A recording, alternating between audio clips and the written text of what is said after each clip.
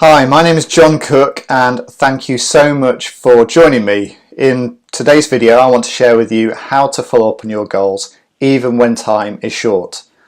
So I'm going to tell you a story. In 2011 I attempted Ironman Wales. After 2.5 miles of swimming and 112 miles of cycling, my knee gave out to a collateral ligament strain and my hopes of completing the 26-mile run on my first Ironman completely vanished. It took me a few years to commit to training for another try, and this year I did things differently.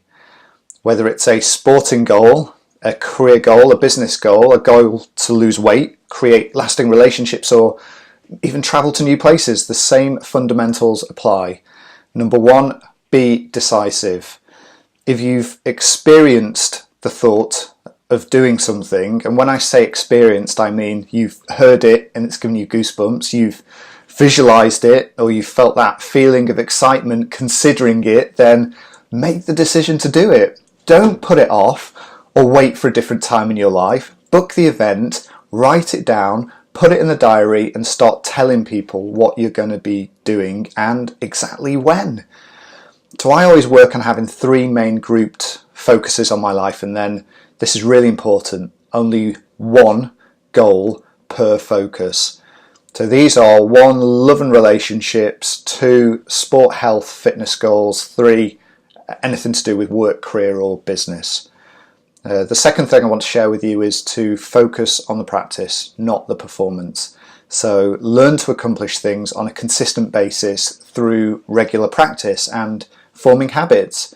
If you instinctively hit the couch and turn on the TV the moment you get home from work, you've got a habit, right? On the other hand, if you decide to ditch the remote control, lace up your running shoes and hit the roads, then you've acquired a habit. Old habits are hard to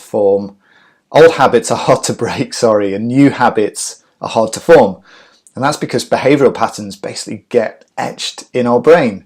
The good news is though that through repetition it's possible to form and maintain new habits.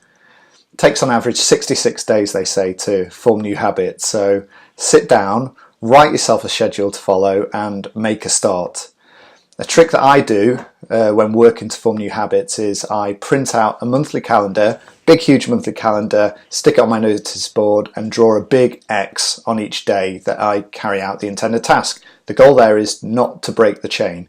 So if you find yourself slipping, start again and aim to beat the last number of consecutive days that you've just done. The third and final thing I want to share with you is to become a master of time. With your goal set, maximise your efforts on achieving those goals. Everything else becomes secondary to achieving the goals that you've just set. So this may seem challenging at first, especially if new habits need to be formed, but once they're formed it becomes so much easier. If something comes along then that isn't in line with your goals, consider what effect it's going to have and whether it's really worth trading the time. So there you have it. In summary, how to make sure you follow through on your goals even when time is short. Number 1, be decisive.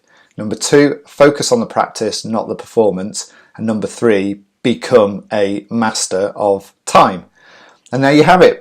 So as always, I appreciate you listening and I look forward to sharing with you next week. Take care. Bye.